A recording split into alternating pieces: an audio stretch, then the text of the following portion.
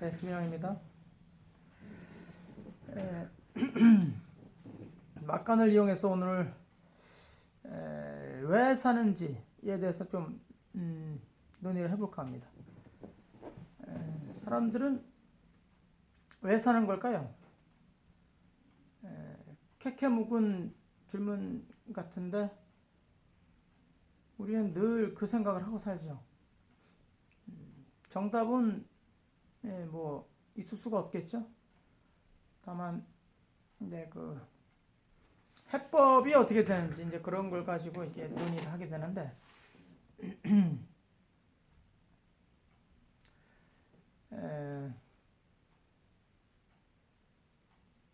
일찍이 공자는 그 나이 15살을 지우학이라 그래서 학문의 뜻을 둔다 라고 했고, 나이 30이면 이립이라고 그래서 이제 뜻이 섰다는 거죠. 이제 세웠다는 거죠. 제대로 섰다는 거죠. 40이면 불업, 혹하는 나이가 아니라는 거죠. 40이면 불업, 흔들림이 없는 나이. 50이면 지천명이라고 해서 지천명.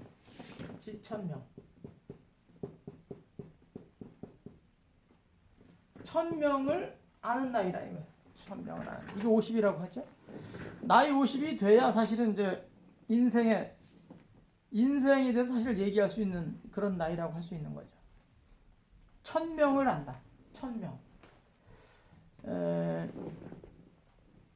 이 천이라는 게 뭐냐?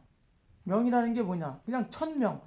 하늘이 부여한 성, 명, 뭐 이런 것을 아는 나이다. 그냥 천명을 안다. 그럼 천명을 아는 나이. 그냥 단순하게 그렇게 생각해 볼 수도 있는데, 그 천명이라는 게 도대체 뭐냐? 자신한테 주어진 천명. 천명이 뭐냐? 이렇게 생각하면 고민하지 않을 수 없는 거죠.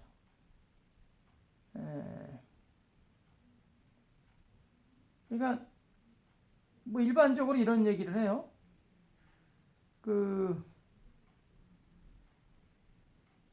어려서 고생은, 저도 이제 어려서 고생을 참 많이 했는데, 어려서 고생은 사실은 사서도 한다고 하잖아요.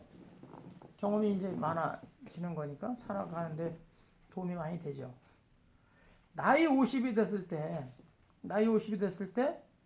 그러니까 어려서는 상당히 고생을 했다 하더라도 젊어서는 나이 50이 됐을 때 굉장히 그 고귀한 일을 하고 있다. 그러면 그 천명을 잘 받고 태어난 사람이다라고 이제 평가를 하고, 젊어서는 아주 그 속된 말로 팔자가 좋았는데 나이 50이 됐을 때 아주 안 좋다. 그건 안 좋은 천명을 받은 거다. 이렇게 이제 해석들을 하곤 하죠. 그래서 젊어서 고생은 고생이 아니라고도 할 수 있고, 또 사서도 한다. 뭐 이렇게 얘기도 하고 하죠. 주자라는 셈이 그 천명에 대해서 어떻게 해석을 했냐면, 이루고자 하지 않았는데 이루러 있더라. 이루고자 하지 않았는데 이루러 있더라. 말이 바뀌었네. 하고 싶지 않은데 하고 있더라. 그걸 천이라고 그래요. 이루고 싶지 않았는데 이루러 있더라. 그걸 명이라고 이제 이렇게 주석을 했는데, 그러니까 자기가 하고 싶지 않았는데 하고 있더라. 그걸 천이라고 하고, 내가 이루고자 하지 않았는데 이루러 있더라. 언제? 50살 때. 자기가 하고 싶어서 하는 거가 사실은 이런 해석으로 보면, 그러니까 하고자 하지 않았는데 하고 있다는 게 천이고, 이루고자 하지 않았는데 이루러 있더라. 그게 명이다. 그것을 아는 나이가 50이다. 그러니까 우리가 쉽게 얘기하면 하고 싶지 않은데 하고 있고, 이루고자 하지 않았는데 이루러 있더라 라는 것은 내가 무엇인가를 의도적으로 한다 하더라도 그 쉽게 이루어지느냐 이거예요. 이제 가령 우리 공직자들이 대체로 이제 우리 수원시 같은 경우는 행정직이 제일 많거든요. 행정직이 제일 많아요. 규모가 제일 크죠. 한 3,300명 되는데 아마도 한 절반은 차지하지 않을까 이렇게 생각되는데 행정직이 제일 많잖아요. 근데 행정학과 나온 친구들이 얼마나 돼 있어요? 행정학과 나온 친구들 사실 제가 알기로 얼마 안 됩니다. 거의 대부분 뭐 다른 전공한 사람들이 지금 행정직을 하고 있고 또 행정학과를 전공한 친구들이 오히려 뭐 기술직에 있는 친구도 있고 또 기술직도 마찬가지예요. 제가 이제 공업직이잖아요. 공업직 중에서도 이제 세분화되면 이제 기계직이 있고 전기직이 있고 화공직이 있고 그런데 기계직이라고 해서 기계공학을 전공해가지고 기계직 된 사람도 있지만 그렇지 않은 사람도 있고 또 전기직 같은 경우도 마찬가지. 전기직 같은 경우는 더 심한 것 같습니다. 전기공학과 나온 친구들이 그래도 상당히 포진하고 있지만 그렇지 않은 친구들도 상당히 있는 것으로 이제 제가 알고 있거든요. 그러니까 무슨 얘기냐면 하고 싶어서 하기보다는 그냥 하는 거예요. 자기도 모르게 그거 하고 있더라. 또 자기 이루고자 하지 않았는데 이루러 있더라. 저도 마찬가지 아니겠습니까? 저는 뭐 과거에도 여러 차례 말씀드렸지만 사실 이제 인권 변호사를 하기 위해서는 법학과를 갔어야 되잖아요. 근데 법학과가 당시 이제 좀 굉장히 치열하다 보니까 그래서 일단 틈새 전략을 구사하자 그래서 이제 철학과를 갔는데 철학과의 그 오리지널 그 어마어마한 학자로부터 그 왜 사는지 도대체 무엇 때문에 사는지 그 말씀을 자꾸 저한테 물으셔서 결국 제가 이제 상당한 깨달음을 얻고 전향을 한 거죠. 철학으로 전향을 한 거죠. 완전히 전향한 거죠.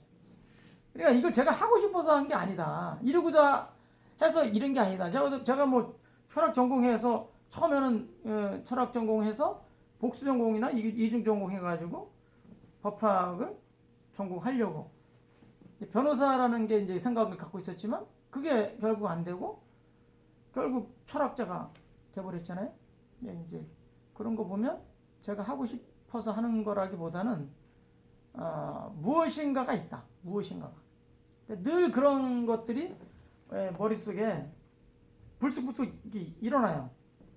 오늘도 그렇고 어제도 그렇고 뒤돌아보면 제가 하고 싶어서 하는 건지 제가 이루고자 하는 목적지에 이루고자 해서 제가 이렇게 움직이고 있는 건지 저는 늘 그게 의문이 들어요. 그래서 여러 가지 생각을 해본 결과 이것은 무엇인가에 의해서 누군가에 의해서 저는 그냥 심부름을 할 뿐이다.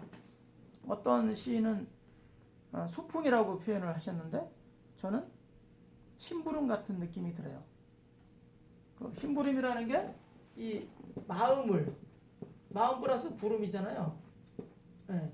이 마음을 누군가가 우리가 어려서 왜 심부름 부모님으로부터 심부름을 많이 하잖아요. 이를테면 어머니가 10,000원을 주시고 슈퍼에 가서 콩나물 한 봉지 두부 한 무를 사와라. 10,000원을 줘.